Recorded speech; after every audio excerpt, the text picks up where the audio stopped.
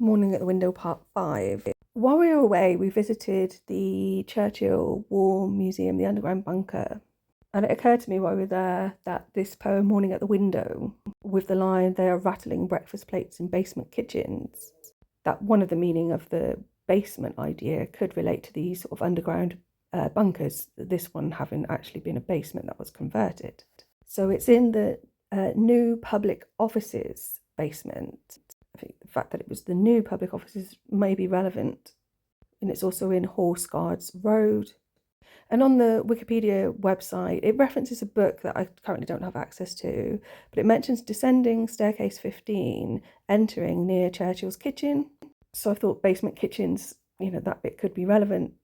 There's also possibly a link with Lord Kitchener, who Churchill wrote about and presumably worked with. The bunker was below the level of the Tamar River, so there were concerns about risks of flooding, etc. I also think that's really interesting symbolically. And so the website also mentioned there was an encrypted phone line installed in the basement of Selfridges and a further sub-level, which was called the dock, where people could sleep.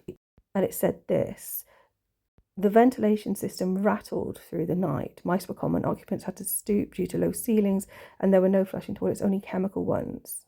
So there's a reference to rattling there.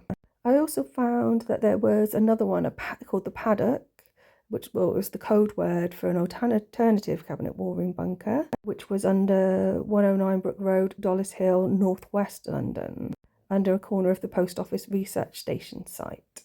I suspect any government building, and I'm not sure how many were under national control then. I suspect a lot more than now. So railways also, tube stations, etc., and any annex buildings to that. I haven't looked into that, that's just my guessing. What I found interesting, on the wall, there was a plaque which listed a bunch of names. In the typist pool included the names Miss Bacchus and Miss Tower. I'm sure they're real names, but also interestingly, it's just reference to this sort of magical, mystical / pagan type ideas. And I was thinking then Winston Churchill could relate to this Burbank with a Baedeker Bleistone with a cigar. Churchill was often seen with a cigar, or depicted at least. He was also often said to have been drunk, which may or may not be true, but could also relate to this idea of like Dionysus, Bacchus. So Bleistone is lead stone. If we change lead like to lead, as in a leader, obviously stone is also interchangeable with the Grail.